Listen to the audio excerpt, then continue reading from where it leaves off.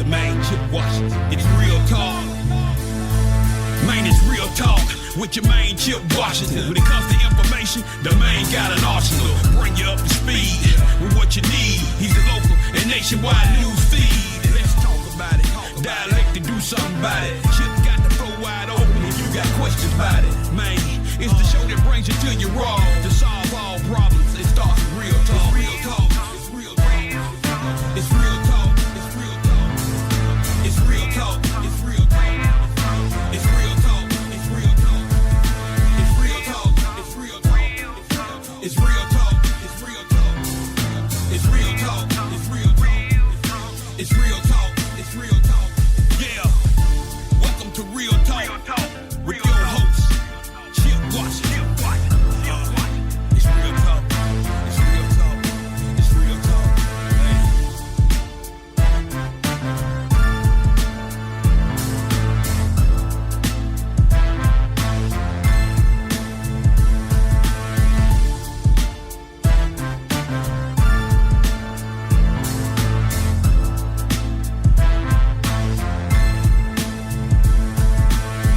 And here we go on this Monday. It is February 14th, 2022, otherwise known as the day you spend a whole lot more money than you're used to spending. Happy Valentine's Day to each and every one of you out there, just in case I have a couple of thoughts on that in a minute, but happy Valentine's Day. I hope it's been a good day for you. Now, if you had dinner early, you can come home and you can digest on Real Talk Memphis because we are on the air. Very happy to have you with us. I am your humble host, Chip Washington. Nice to be here. Nice to be anywhere on this particular day. Hope you're doing well. Hope you've been doing well since the last time we communicated about 7 days ago. We have a pretty good show for you tonight because, you know, we always try to load up and make sure that you are fully taken care of between the hours of 6 p.m. and 7 p.m. Central Time. Now, before you ask me how it is you can get this fine piece of radio broadcasting, well, I'll tell you what. I'm in a good mood, so I'll share that with you. You can do it any number of ways. First, we are on live 91.7 on your FM dial, WYXR. You can also catch us on the WYXR app, WYXR.org. Listen live. We are also on TuneIn. And yes, we are doing this little deal called Facebook Live, and I see a few of you have already checked in. Appreciate that.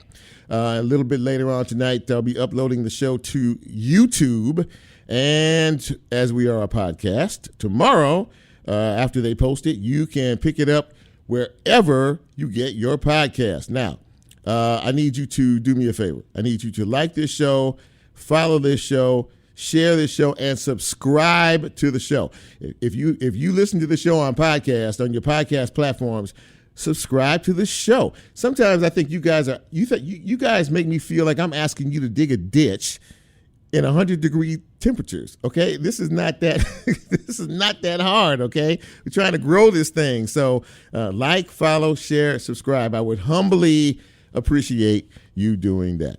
As far as the show's concerned tonight, we have some good guests. We're going to talk about a variety of things. We have Elle Perry. She is the digital manager over at the Daily Memphian newspaper. We're going to talk to her about the world of digital that we live in now, of course.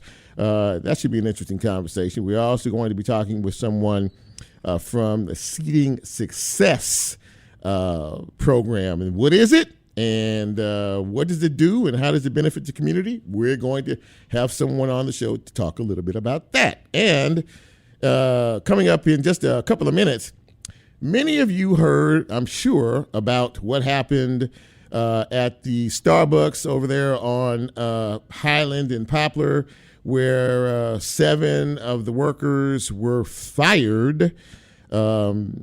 Now, according to Starbucks, it's because they violated some rules and this and that. But I think the real story is they wanted to unionize that particular store so they could, get some better working conditions and some other things that they were trying to achieve by trying to form a union. Well, that didn't go over too well. We are going to have one of those individuals who lost their job. Nicole Taylor will be joining me in just a few minutes to talk a little bit about all of this. They call themselves the Memphis 7, so that should be pretty interesting.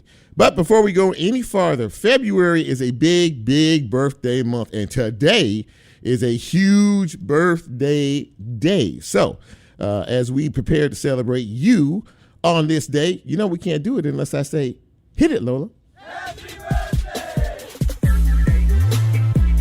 Yeah. Happy birthday, happy birthday, happy birthday goes out to a lot of folks today. Let's get started.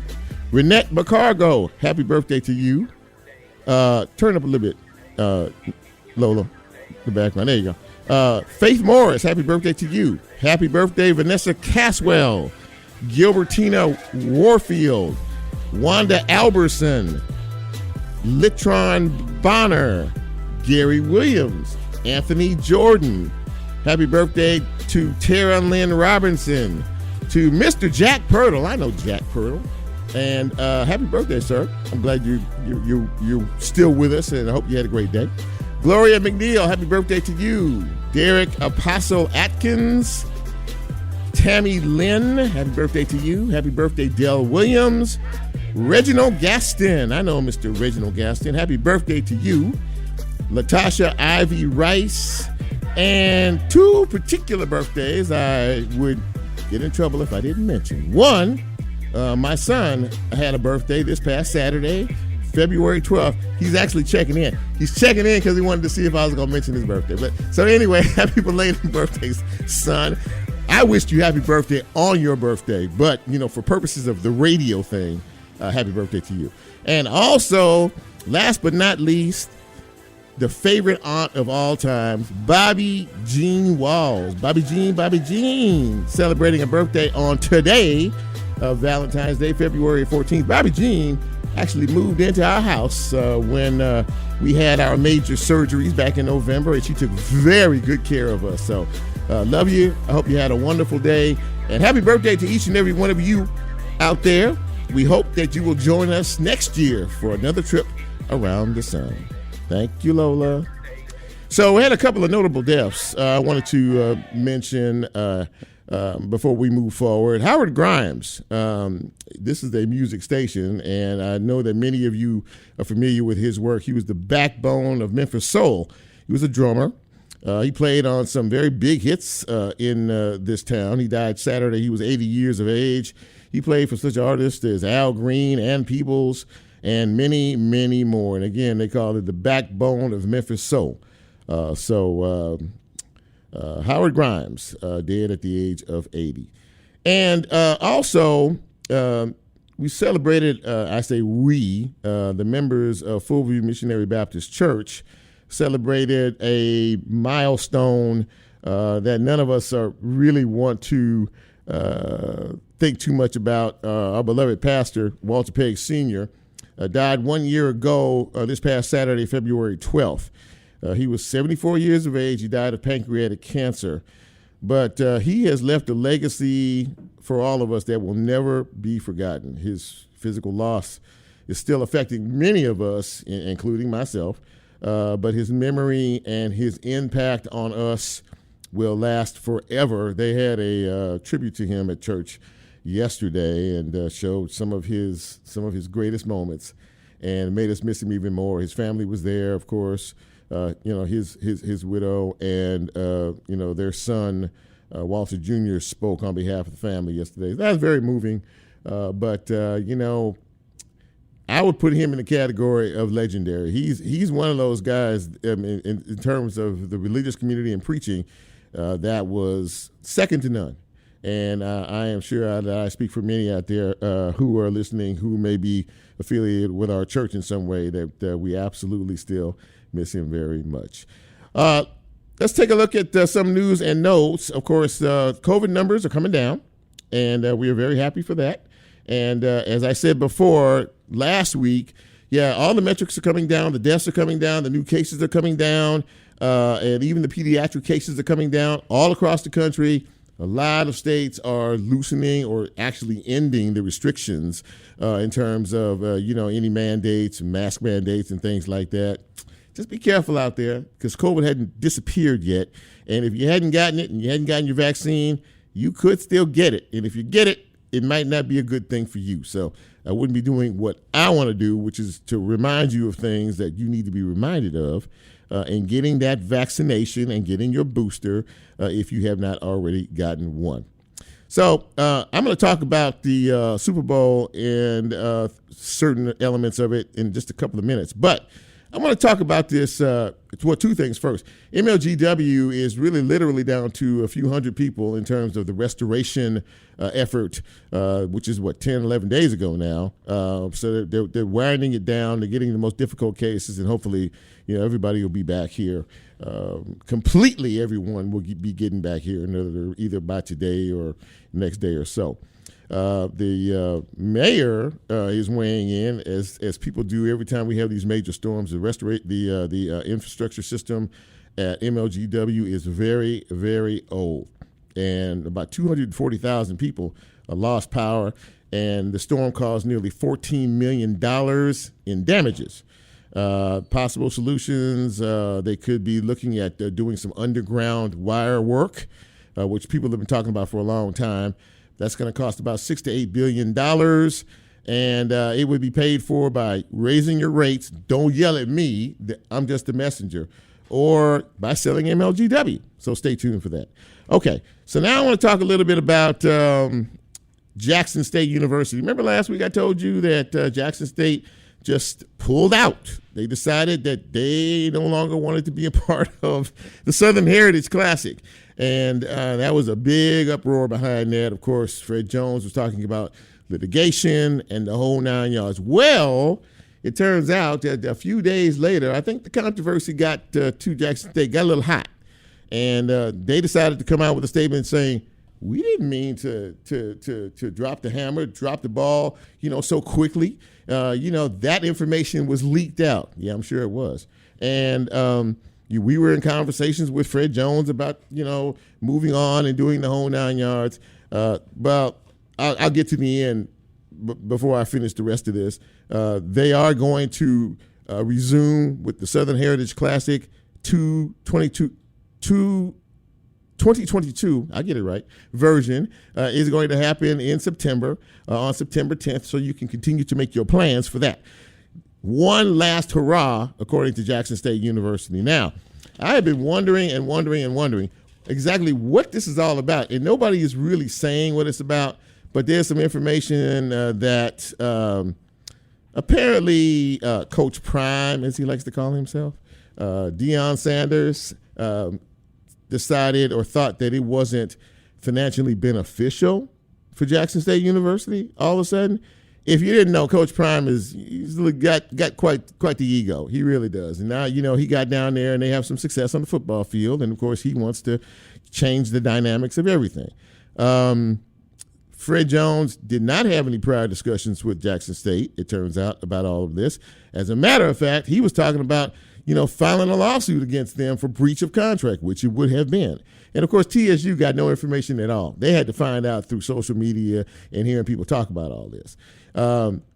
Fred's only notification about being dropped by Jackson State was an email saying that they were going to do it. So, in any event, it's going to happen this year, but trust me, won't be happening after this year. And did you watch the Super Bowl last night? Pretty good game, right? Good game. I thought it was a really good game. So everybody wants to talk about two things afterwards, the halftime show and the commercials.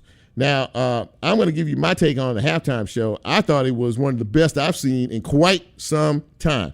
They got down last night. It was really, really good. Nicole, did you watch the halftime show last night?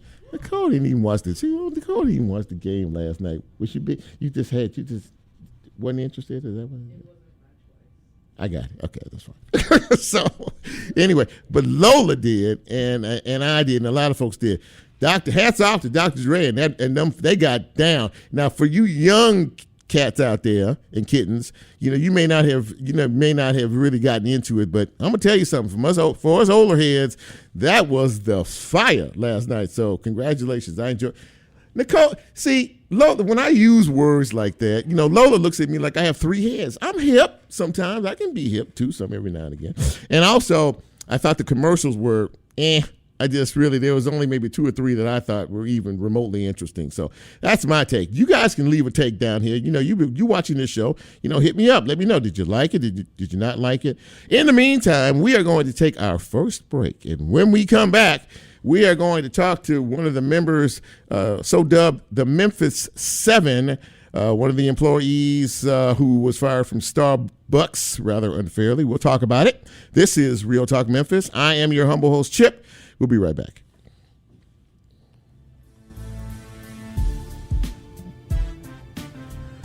Hey, Nicole. Is she there?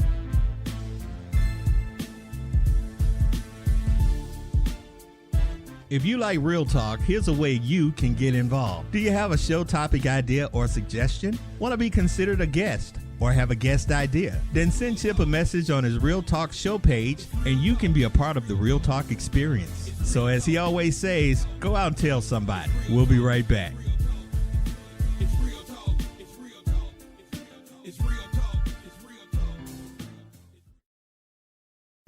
Discover your next favorite artist at the Memphis Songwriter Series at the Halloran Center, hosted by Memphis songwriter Mark Edgar Stewart. On February 17th, Mark and his musical guests will take you on a journey behind their music, share personal stories, and introduce exciting new music. For more information on the Memphis Songwriter Series, visit orpheum-memphis.com.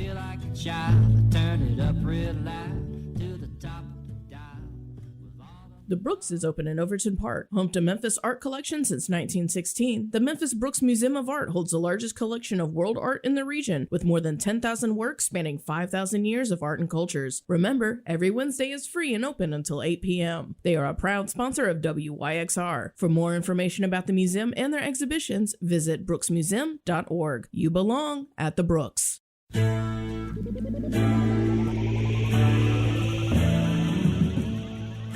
WYXR 91.7 FM explores the rare and influential music that fans may have missed with WYXR Stereo Sessions, presented by Nexair and Menfo, a monthly series of hi-fi album listening parties. Join us Wednesday, February 16th at 6 p.m. for a celebration of Memphis progressive rock band Companion and their mid-70s LP, Reap the Lost Dreamers, with special guests Pat Sansone of Wilco and Companion keyboardist Mike Russell. This series is brought to you by a grant from Humanities Tennessee and is sponsored by Tamburino, Memphis Listening Lab, Via Productions, and Garner Records. Limited seating is available, so RSVP for the free public event at WYXR.org.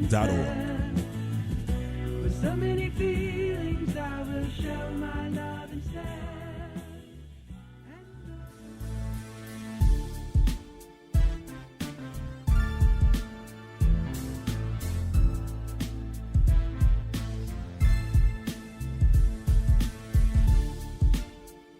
Get Real Talk on the TuneIn mobile app under WYXR, and he's now streaming live on Facebook. And you can also catch a rebroadcast on YouTube. Just put WYXR in the search box and hit subscribe. Now back to more Real Talk with Chip Washington.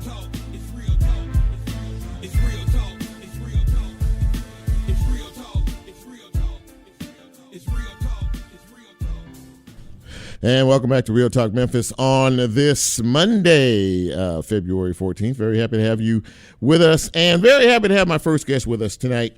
Many of you are aware of what happened at Starbucks going on a couple of weeks ago. Some of the employees in the store wanted to try to create a union, which of course is their right, for better working conditions, better pay, and things like that. And apparently, when corporate office got wind of what they were trying to do, they decided that my first guest and 6 of her colleagues, co-workers, were no longer able to have a job at Starbucks. So we're going to talk a little bit about this with Nicole Taylor. Nicole is one of the so newly named, dubbed Memphis 7, and now a former Starbucks employee. Nicole, thanks for coming on Real Talk. I really appreciate it. No problem. So, you and I talked a little bit offline about all of this, and I just, I just think that personally, I don't think too much of the actions of the corporate company. But sort of walk us through what happened and their ensuing reaction to what happened. So first of all, we were watching all these other stores do their election and start to unionize. When we felt like it was something that we could reach, we decided to talk to our coworkers, and they all felt like it was something we needed to do. Mm-hmm. So when we got that letter and that petition out, immediately it was district managers were in the building, corporate was in the building, almost literally the day after we put the letter out to petition.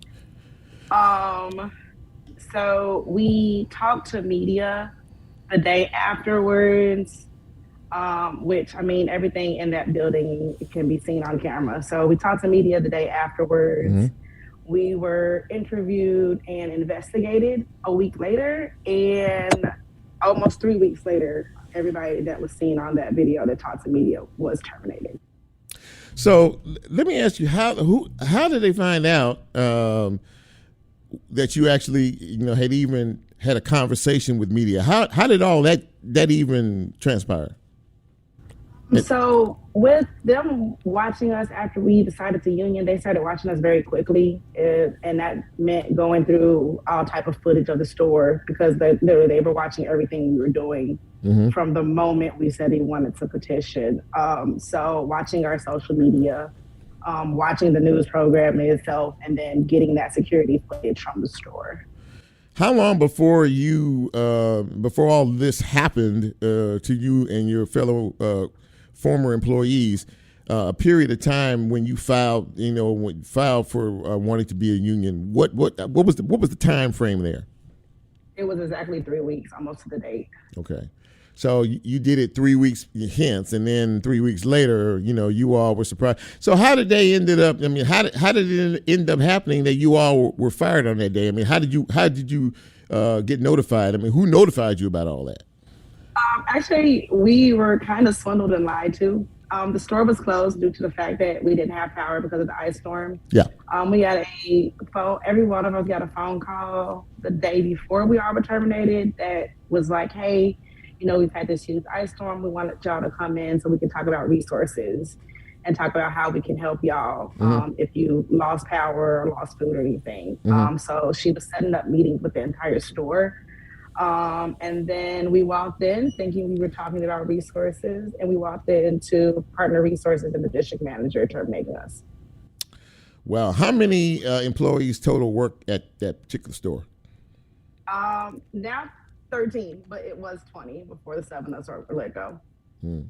Okay, so, and by the way, ladies and gentlemen, if you were just tuning in to Real Talk Memphis, we are speaking with Nicole Taylor.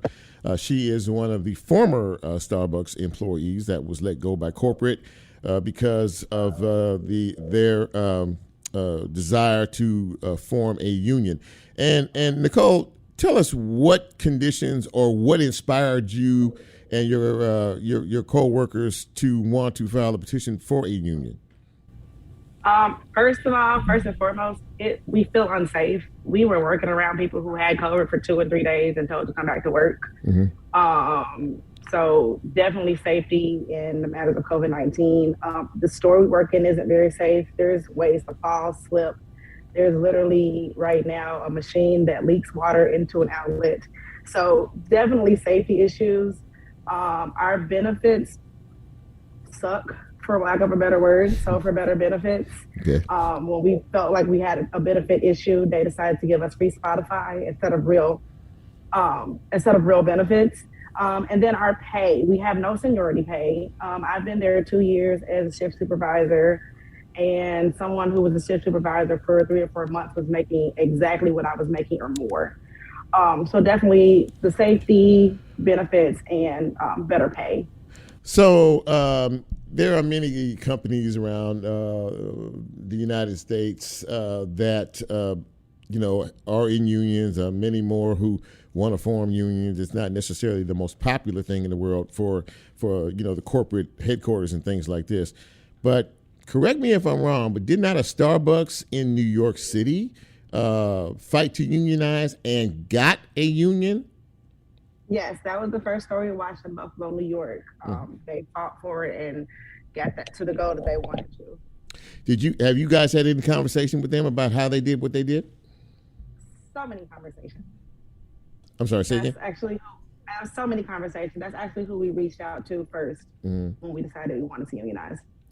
There seems to be a growing support base for you and your former co-workers over this. I've seen, numerous articles. I've seen numerous stories, about this on television and the whole 9 yards. And many folks don't think it's fair, what happened to you. And I was going to ask you what kind of, because it seems like, you're getting more and more support every day. Am I wrong in that? Because it seems like it's becoming a groundswell. Tell me about the support you have received and your colleagues in reference to this issue. First of all, the biggest thing is we have a huge GoFundMe that's going to pay us back the wages that we're being lost right now. Tomorrow, actually, we're doing a nationwide picket. So there are several stores and several people who are going to be in their own cities to do a rally to reinstate the Memphis 7. We're also going to have that rally here in Memphis in front of the store that we were let go from. How is the support in terms of your home city? How is Memphis backing you on this, or how's it looking from that perspective?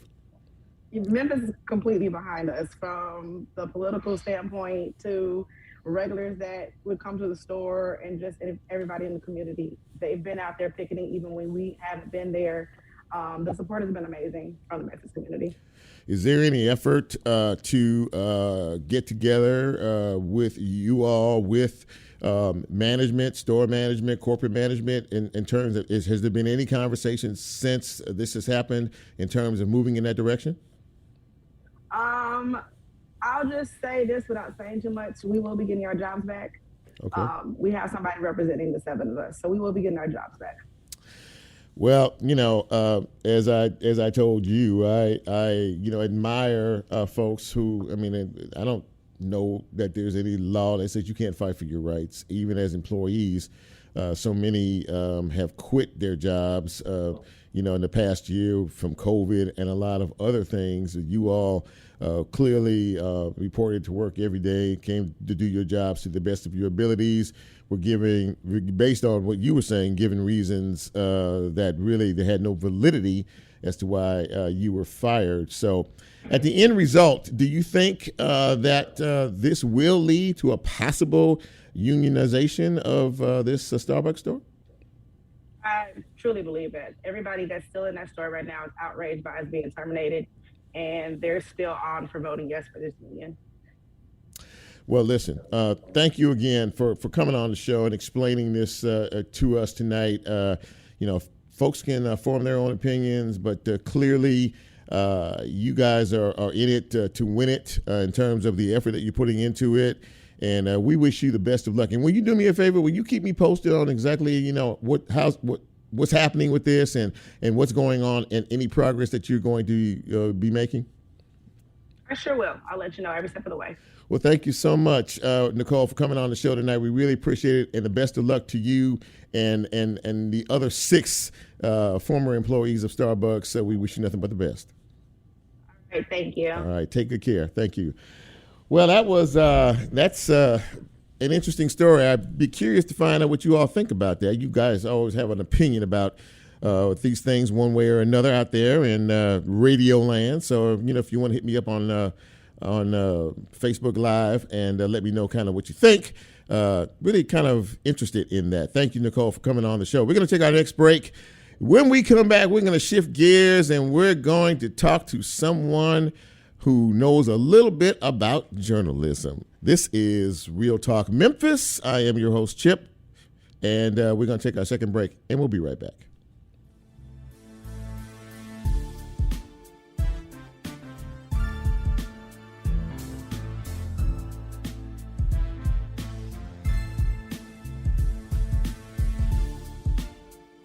If you like Real Talk, here's a way you can get involved. Do you have a show topic idea or suggestion? Want to be considered a guest? or have a guest idea? Then send Chip a message on his Real Talk show page and you can be a part of the Real Talk experience. So as he always says, go out and tell somebody. We'll be right back.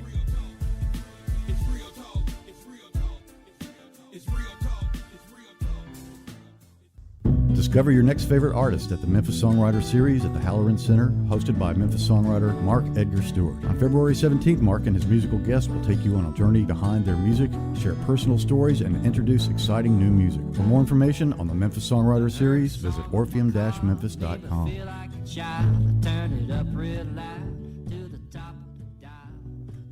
The University of Memphis is proud to be a founding partner of WYXR. They have recently been named an R1 institution by the Carnegie Classification of Institutions of Higher Education, putting the U of M in the top tier of research universities nationally. This milestone solidifies the university as one of the 2 flagship public institutions in Tennessee. More information at memphis.edu.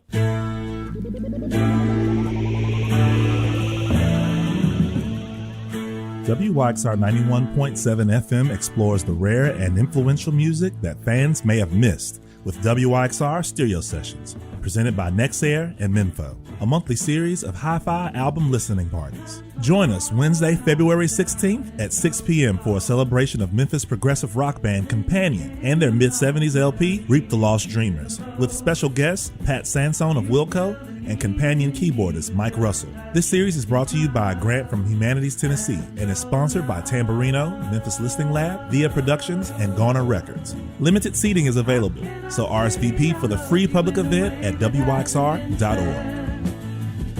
With so many feelings, I will show my love instead.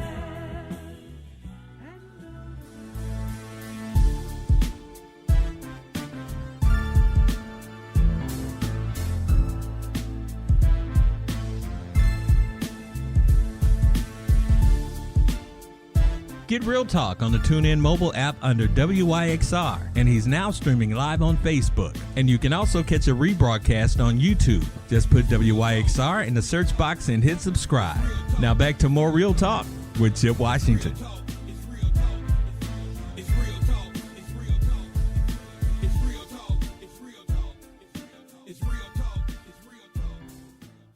And welcome back to Real Talk Memphis on this Monday. You know, I've been messing around with my phone here for a few minutes, and I lost all the people that were actually on here. So I don't see comments. I don't see anybody, on here or anything. I don't know what's happening. So if you guys are out there, you want to chime in and say what's good, I would always appreciate that. As I said before the break, we live in this age where technology really has sort of taken over. And I wanted to get the perspective from someone who deals in the business of news each and every day. So I am very pleased to welcome Elle Perry. She works at the Daily Memphian. I think are you the digital manager over there? Is that what that title is that you? Yeah, digital desk manager. Digital desk manager, and also the current president of the MABJ, or Memphis Association of Broadcast Journalists. And Elle, thanks for coming on the show. I really appreciate it. No problem. So, thanks for having me. Absolutely that. You and I have emailed back and forth, from our respective jobs and stuff. This is the first time we've ever spoken. So I'm really, really happy to have you on the show and talk for a few minutes about all this. So, as I stated a couple of minutes ago, we live in this digital world. I mean, this is where we are. This is how people get their information. This is where people go. We live in an on-the-go society and things like that. How does this lifestyle, if you will, really aid in what you do on a daily basis as the digital desk manager at the Daily Memphian? Sure. It makes things simple sometimes because, say, you have a government entity, they can post something on Twitter, I can see it, and then we can go from there. I mean, obviously people still send out press releases and more super formal things, but a lot of times information is disseminated just in quick ways like that. Yeah, I mean, I tend to notice that, and how I mean, and obviously, I guess it makes breaking news a lot easier, or does it in terms of how you do digitally these days, and getting what you get like from Twitter or whatever source it is, being able to get that in your paper. Sure. Yes, I think it makes it easier. I also think, there's still the opportunity to broaden that with just, the reporter can follow up and do something deeper than that. Yeah, so the Daily Memphian is online, and I think we've all heard of sort of the death of the daily newspaper and things like that. Are you finding that to be the same? And you seem like you all have a very healthy readership. What do you attribute all of that to? I think in Memphis right now, obviously you have multiple ways to get news. You have television, you have print, you have radio, and I think Memphis is better for having multiple sources. Mm-hmm. If you don't see something in one publication, you'll see it in another, and that we are all competing. People are friendly, but we still, this person wants to have a better story than their friend at the other publication. Yeah, I've spoken with your leader Eric Barnes, a few times, about all of this, and I'm always fascinated to get his take on, where news gathering, has gone, or where it has, where it's, going, so to speak. Do you see much? I mean, I know part of what you do is kind of looking ahead, looking forward. Where do you see the future of news, providing news information, providing news gathering? Where do you see that going? I think you'll see more. I think there will always be a place for print, but you'll see more folks move to more print products and more things. More digital products and more things online. And then you'll still have some of the long form stuff that you see kind of specifically in print. But again, one of the benefits of the digital thing is you can do a really long piece without costing a bunch of, paper. There's not a paper cost associated with it. We can add video, we can add all these kind of high tech things that enhance the experience that you don't necessarily can do in. You can do some different things in print, but you can do some larger things, I think, just online as well. We are speaking with Elle Perry. She is the digital desk manager at the Daily Memphian and also president of MABJ, or the Memphis Association of Black Journalists, excuse me. And congratulations on Madam President on leading this organization. So as we are gently getting into 2022, what are some of the goals that you are looking at and maybe perhaps wanting to implement as an organization in this year? Sure. So over the weekend, we had a topic of trauma and journalism, just on both ends.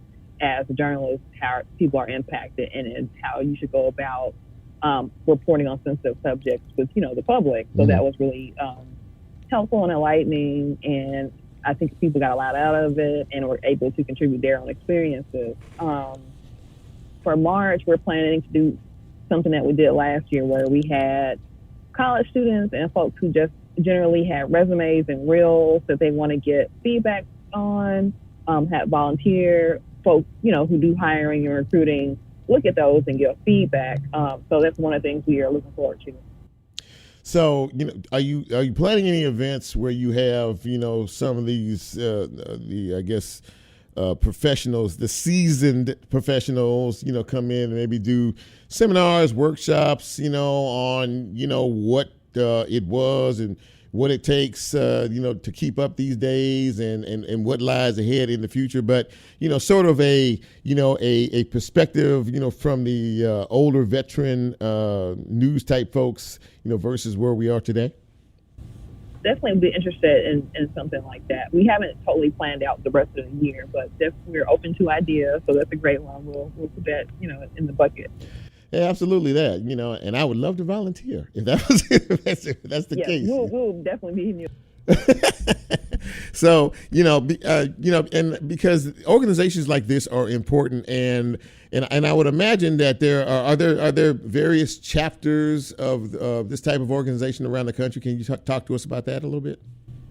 Sure. So this is where I put my shameless plug in, that we were the 2021 professional chapter of the year from the National Association of Black Journalists. So that was super exciting. Yes. I was on a previous board too as the VP of Print, but not every city has them. But places like Atlanta and New York and on the West Coast, and I don't know the number of them, but there are multiple chapters around the country. I would imagine being a part of this, you think it has its weight and importance, its value and importance.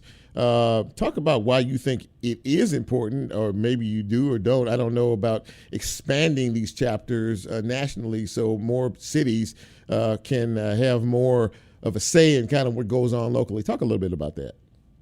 Sure. We have folks who come from different, Memphis, where it's situated in the marketplace, especially broadcast. You have folks that come in all the time from different areas. Right. So we have folks that came in from other cities and they didn't have a chapter. So like some people, this is their first chapter outside of a college chapter. Mm-hmm. And I think more chapters means that perhaps those folks don't have to go, have those years where they don't have that professional chapter to plug into. So, we've also become in Memphis rather a transient market in terms of a media market. A lot of folks come here, to kind of get their feet wet, get a few stories under their belt, and about a year or so later, you turn on the TV, particularly the television folks, turn on the TV and then they're gone again. And it makes it a little difficult to sort of identify, with some of these stations, because every time you turn on the television, you see a new face. Are you encouraging some of these new faces, as you said, that are coming in, transplants from various parts of the country, to maybe lend their voice or lend their creativity or their suggestions to MABJ? Definitely, and we want to have folks help them meet other folks in the industry and outside of the industry, kind of make those connections. Obviously that happens through their workplace, but outside the workplace too, help kind of help them become Memphians. Yeah, I think it's a very important component. Well, look, I really appreciate you taking some time to talk to us. You and I had never met before. It's just amazing to me. Memphis to me is a small town atmosphere, but there's a lot of people here, and there's a lot of folks I don't know, including you. So I'm very happy that we met under these circumstances, and I would love it if you'd come back down the road and kind of fill us in on if you've got any events or anything special happening in terms of MABJ or anything else you want to share. You are always welcome back to Real Talk Memphis. I appreciate you. Thank you very much. Have a great night. Take care of yourself. Thanks, you too. All right. Elle Perry, ladies and gentlemen, of the Daily Memphian. She is the digital content manager over there, and digital desk manager, rather. And she's also the president of the Memphis Association of Black Journalists. A very informative conversation there. We are going to take our final break, and when we come back, we are going to talk about how you can help to seed success. And that's all I'm going to tell you. That's why it's called the Tease. I am your humble host, Chip Washington. You know who you are. We are going to take a quick break, and we will be right back.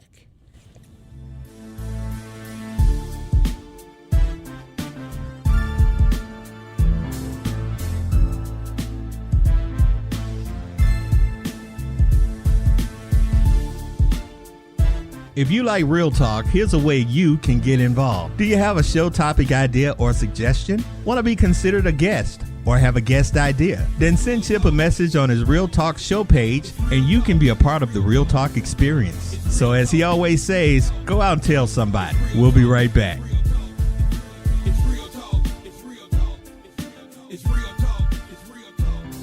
Support for WYXR, including our 2022 stereo sessions, comes from Tamburino. Tamburino's staff of IT specialists help businesses with technology setup and support. Details at tamburino.com. The Brooks is open in Overton Park, home to Memphis art collection since 1916. The Memphis Brooks Museum of Art holds the largest collection of world art in the region, with more than 10,000 works spanning 5,000 years of art and cultures. Remember, every Wednesday is free and open until 8 p.m. They are a proud sponsor of WYXR. For more information about the museum and their exhibitions, visit brooksmuseum.org. You belong at the Memphis Listening Lab proudly supports WYXR. They provide a curated collection of music and music history, a forum for music-related talks and performances, and a music education, appreciation, and experimentation space located in Crosstown Concourse. The lab is open Tuesday through Saturdays from 11 a.m. to 5 p.m. You can find out more information on their Instagram page at Memphis Listening Lab or on their website at memphislisteninglab.org. Brought to you by Crosstown Concourse, offering brand new musical experiences like concerts, live score film screenings, record release parties, weekly music pop-ups, and so much more. For more information, visit crosstownconcourse.com/visit.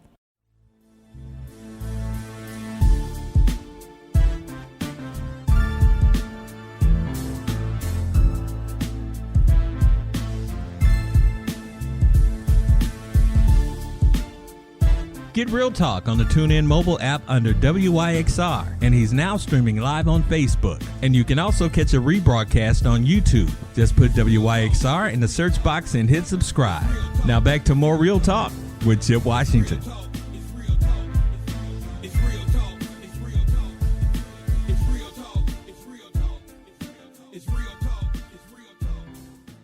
And welcome back to Real Talk Memphis on this Monday, February 14th, also known as Valentine's Day 2022. And I hope it's been a good one for you, each and every one of you. So listen, a lot of us are very concerned about the education of our young people. And, you know, for me, that's really one of the highest priorities that I have. And I always like to bring on folks who can aid in that and can talk a little bit about what they are doing to help in that regard. So having said all of that, I'm very happy to welcome our next guest, Jamilica Burke. She is the Chief Strategy and Impact Officer for a fine organization called Seeding Success. And Jamilica, thank you so much for coming on the show tonight. I appreciate it. Are you there? Okay, unmute yourself. No, thank you, and thank you for having me. Absolutely, that. There we go. That's okay. You're good. Everything is A-okay. So first and foremost, for the people who don't know, tell us about the mission of your organization, Seeding Success, and what it is you are trying to accomplish in our community. Absolutely. So our organization has been in place in Memphis since 2013, and we're part of the Strive Together National Network.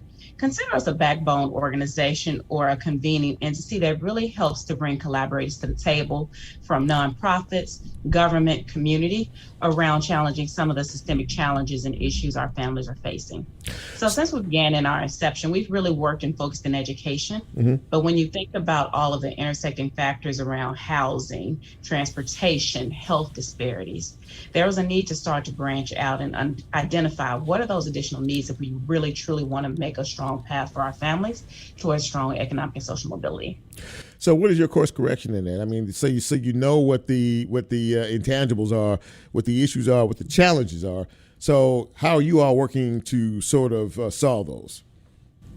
Absolutely. So with our organization, we are more of a convener. So we bring together a diverse partnership and different stakeholders to have these discussions, bring resources to the table to understand what are the critical issues, how can we tackle them together? Because as you know, here in Memphis, we've also had a lot of silos within that work. We are a data-driven organization, so we really look to data and research and best practices to help implement what needs to be the strategies and systems in place in order to move the needle for kids and families. And the last piece around that is really focused on advocacy. Many of the things that are needed in our community are policy-based, big P and little p. So how do we identify those and really build and scale in a way to make sure the work that our community is doing is sustainable? You have a very large network, I would say. I looked at your website, and you have a tremendous board. You have a lot of folks on staff with a lot of specific job responsibilities and duties. And I want to focus on one in particular, the academic aspect of things. We always talk about the fact that we really need to focus a lot on academics. With our young people, as far as I'm concerned, they're going to be the next future leaders of our city and of our country. So how important is the academic portrait in terms of your organization? It's critical, and it's our core mission. It was what our organization was founded on. So we are systemic. We have historically focused on cradle to career issues. And from an academic standpoint, starting with everything within early childhood, our organization was very successful in helping to bring universal needs-based pre-K to our community. Mm-hmm. And through that work, we've been able to build a larger network in early childhood, because we know that if children have the right foundation, it supports them throughout their trajectory in school. This also means that as we go through the K-12 continuum, looking at those critical pathways and looking at critical metrics along the way to understand what's needed in order for our kids to be successful. So we work very closely with our school systems, different LEAs, and also multiple nonprofits and out-of-school partners that work with families and kids within the academic sphere.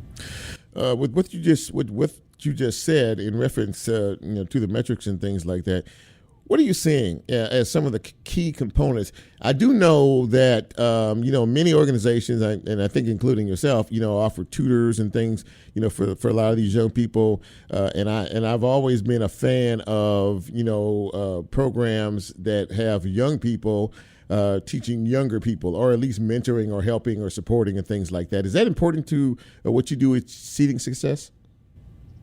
Yes, absolutely. So our organization itself is not a direct service to where we offer those services directly to kids and families. Uh-huh. But what we do is we partner with the organizations that are doing that critical work on the ground and supporting them to build capacity and to scale so that they can support more kids and families as they do that work. There's always there's always a strategy behind everything that organizations do. And as the Chief Strategy Impact Officer, what are some of the key strategies you are looking at in 2022? Well, right now here in 2022, we are actually working on a project that is really called The Power of Place, or Place Matters Memphis. And what that really is we've been working with local and national partners around bringing individuals to the table around 6 critical areas. 1 is education, 2, community development, 3, economic development, 4, justice and safety, 5, culture, and 6, it has been really focused around the economics around how we grow the development of our families here. Well, and so, go ahead. I'm sorry. Go ahead. No, and I was just going to say, as you look at that continuum of services supports, the critical question becomes, we know that there's a lot of great work that our communities are doing on the ground. We know that there are a lot of great organizations that are doing great work. We know that Memphis has done a lot of planning. But now, how do we start to bring those strategies, initiatives, and ideas together and really prioritize what's focused and what's working for our kids and families to really get us towards those milestones we want to see long term? That is a very ambitious and goal-driven agenda. We're talking with Jamilica Burke. She is the Chief Strategy and Impact Officer for Seeding Success. And, I don't know where I don't know if I saw a story about your organization, on one of the TV stations or a newspaper or whatever, but I was very taken by, just the commitment that you have. And it seems like, based on what I just heard you say, that there is a very strong commitment to really the betterment and the future of our city as a whole. And it depends not on one group, not on 5 groups, but on bringing everyone around the table. The idea of stakeholders, the idea of people coming together for a common cause and having these conversations, and hopefully these conversations develop into action. Is that a very important component to you? Absolutely. That is a major component of the work that we're doing. Yeah. And when you think about where we are right now, there's so many opportunities when you think about Blue Oval starting up, when you think about multiple companies that are now coming to our community. We want to make sure that our citizens are ready to take advantage of these different opportunities. And academics are going to be a huge part of that. Well, I tell you what, I am very, very impressed with your organization and what you all do on a daily basis and your mission, more importantly. Jamilica Burke from Seeding Success, thank you so much for taking a few minutes to come on the show tonight and kind of let us know what you all are doing and how you're doing it. And we wish you nothing but the best of success. And if there's any way we can help you here at Real Talk to get the word out, just let us know. Absolutely. Thank you so much for having me. Thank you so much for coming on the show. Take care of yourself. You too. All right. Well, that's a wrap on a very, very good show. A lot of good information tonight, and I appreciate all my guests for popping in. Before I get out of here, I have to do a Chip's comment on Valentine's Day. Now, Valentine's Day for a lot of people is a big day, and you all get out and do your thing, and you want to show off a little bit, and you save your pennies and you go to these restaurants tonight. Now you pay $200 for a nice steak dinner. I've done it in the past. I know about all that. Tomorrow it'll be right back down to about $50 or $60. So we all know this is a day of merchandising, right? Everybody kind of pulls out and gift baskets and this and that. Now look, I'm not knocking you if that's what you choose to do. But, I guess my question is, what happens the rest of the 364 days of the year?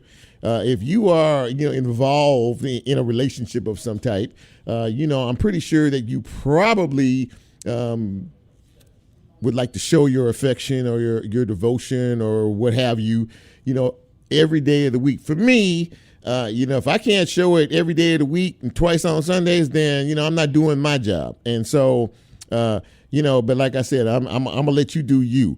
But at the same time, I'm not for the merchandising of one particular day of the year.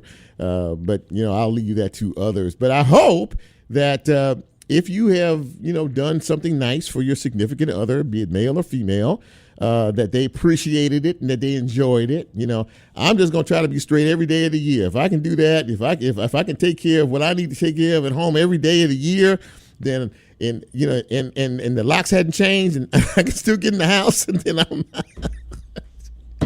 I crack myself up. Then I'm in good shape. And as Lola plays us out, I want to thank you once again for joining me for another edition of Real Talk Memphis. Appreciate having you on board.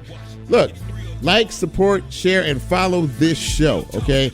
I'm not asking you to dig a ditch in 105-degree temperatures. I'm just asking you to press a couple of buttons, okay? Because we're trying to grow, we're picking it up, we're moving forward, and we're driving, and we're driving, and we're driving.